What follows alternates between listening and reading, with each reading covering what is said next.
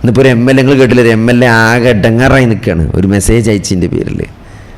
എന്തുകൊണ്ടാണിത്? അത് മനുഷ്യന്റെ സ്വഭാവമാണ്. സ്ത്രീകളോടുള്ള സ്നേഹം, ഇഷ്ടം മനുഷ്യൻ അള്ളാഹു നൽകിയതാണ്.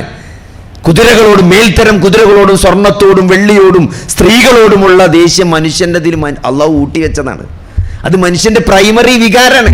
പക്ഷെ അത് ഏറ്റവും ശരിയായ രൂപത്തിൽ എങ്ങനെ വിനിയോഗിക്കണമെന്ന് ഇസ്ലാം പഠിപ്പിച്ചിട്ടുണ്ട്.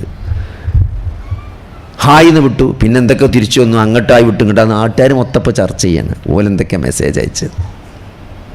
ഇതെന്തൊരു ഗതികേടാണ് നോക്കി നിങ്ങൾ. എത്ര കൃത്യമായിട്ടാണ് അല്ലാഹു സുബ്ഹാനഹു വ തആല പറഞ്ഞത് അല്ലേ? ആണും പെണ്ണും ഒരു എന്താണ് ചാറ്റ് ചെയ്യാൻ പാടില്ല, സൗന്ദര്യം പ്രദർശിപ്പിക്കാൻ പാടില്ല, ഒറ്റക്കാകാൻ പാടില്ല, മൂന്നാമൻ പിശാചായിരിക്കും എന്നാണ്.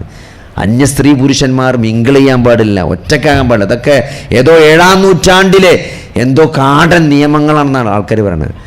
എന്നാൽ പിന്നെ കൂടിയിരുന്നിട്ട് മെസ്സേജ് അയച്ചാൽ പിന്നെ അത് കാടത്തരല്ലേ? അതുമാത്രമേ അത് ഇവർക്ക് സഹിക്കാൻ പറ്റണില്ല.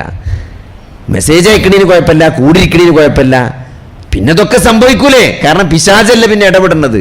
പിന്നെ അതിന് മാത്രം ഇങ്ങനെ ആൾക്കാർ ബേജാറാണ്. എന്തിനാണ് ഇതെല്ലാം പറ്റുന്നു, അത് മാത്രം പറ്റൂല എന്ന്? ഇസ്ലാം കൃത്യമായിട്ട് എല്ലാത്തിനും എന്ത് ചെയ്തിട്ടുണ്ട്? കൃത്യമായിട്ട് അതിൻ്റെ ഹക്കും ബാത്തിലും വേർതിരിച്ചിട്ടുണ്ട്.